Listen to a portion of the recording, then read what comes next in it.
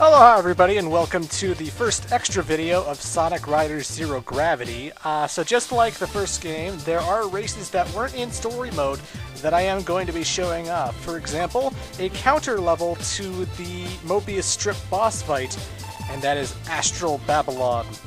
And here we can see all the cast of characters that you can play with. Of course, the original 6, Amy Rose, Dr. Eggman, the 2 blank silver robots, Cream the Rabbit, Rouge the Bat, Shadow the Hedgehog, and of course new characters. We got Silver the Hedgehog, he's now part of the fray, so is Blaze the Cat. And new are these Sega guest characters, Knights, well he was in the first game, Amigo from Samba de Amigo, and Billy Hatcher from Billy Hatcher and the Giant Egg. Most of the Sega characters, if not all the Sega characters, you need to unlock by beating the mission mode and stuff. I'm using everything I've got. Anyway, this is Astral Babylon, and we're going to be playing it with Silver because it's no use! And this level is actually the hardest level to race against the AI with, because the AI seems to know exactly what to do in this place, and you better too.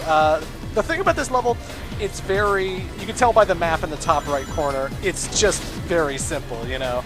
It's in a square shape, lots of hallway, so you could turn on Gravity Dive now, and like the jars would come out and stuff, but you sort of need the gravity because it helps you for like the hard turns and stuff. And again, it's a lot more complicated than I'm gonna make it look. There are yellow buttons on the ground that you want to drive over so that they can make some item boxes spawn, some shortcuts spawn, like flying shortcuts, rails to grind on, you know, stuff like that.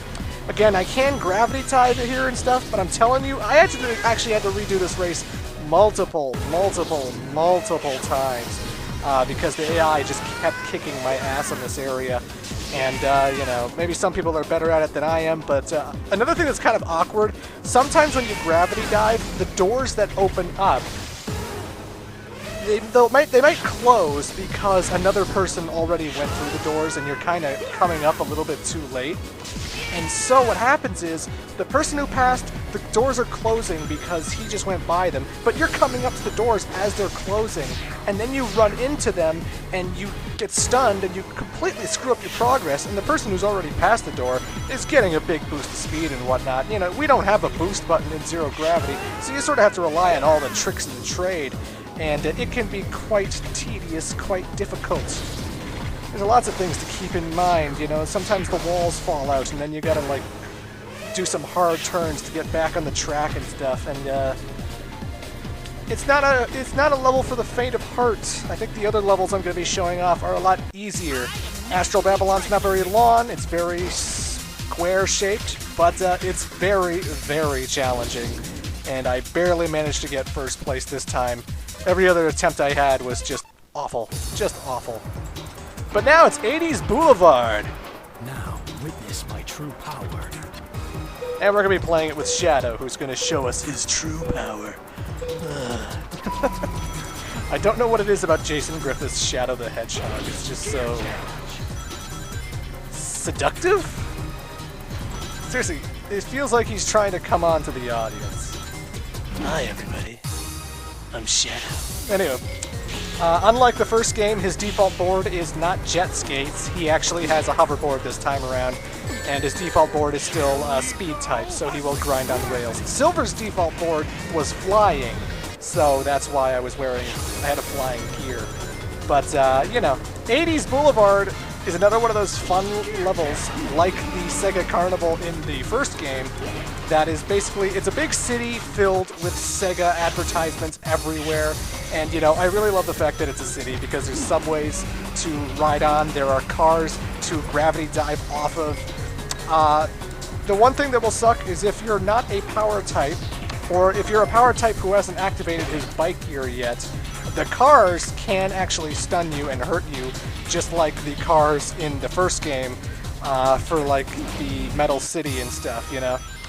So you gotta watch out for the traffic. The traffic can be rather dangerous, but lots of shortcuts to take with this one. Speed type's got lots of grinds to grind, The power types actually have an alleyway they want to go into so they can come into the other side of the subway tunnels and stuff. But I still love all the advertisements. There's like Game Gear games being advertised. Game Gear games? I mean, they got Kid Chameleon posters in here. Look here, finished Kid Chameleon. Because that's a wacky game. You know what I think? Streets of Rage is better than Final Fight. Yeah, how's that for a topic of controversy? If you think Final Fight is better than Streets of Rage, you're a fool! A fool, I say! But, yeah, this level's pretty fun. Again, this is no Astral Babylon. I think Astral Babylon is by far the hardest track. But when you know what to do in this level, the AI is still not too bad to deal with. Again, I just love that all the bonus tracks that aren't in the story mode are just this fun little sideshow of Sega advertisements and a city location and fantastic soundtrack. Well, again, this whole game has a fantastic soundtrack, but you know. Shadow has by far the best gravity dive quote. He goes, "I'm gonna unleash gravity! Ah. Here we go! Unleash gravity! Ah, yeah, ah." It's fun. And finally, the last track I have to show off, counterpart to the 80s Boulevard, is the 90s Boulevard. Fear the power of the flames. And I'm going to be playing it with Blaze the Cat. Why? Because she's new-ish. Blaze's default board is a speed board, so she is a speed-type character, just like Sonic and everybody else. So, yeah. This level's not too drastically different from the 80s Boulevard. Still lots of Sega cameos. It's just fun to have a nightlife kind of area, you know? This one's always tricky. This is like the first time where, like, you definitely need to know that you can tilt the control stick when you go into a hard gravity motion, you know? Because if you just try to move straight ahead and just gravity dive to the top, you're not going to make it. So you have to sort of tilt the control stick backwards in order to aim your character higher upward. And I really enjoy that. Look at all these Sonic and Jet billboards!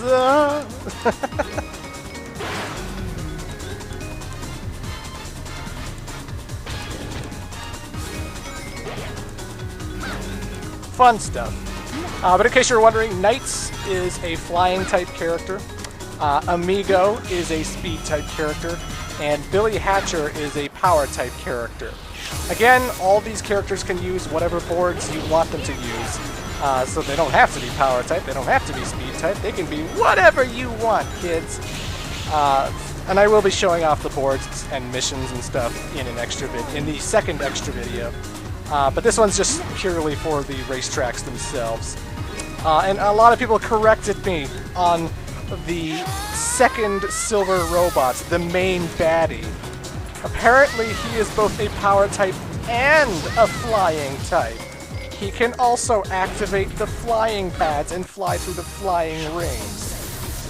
Oh, sorry.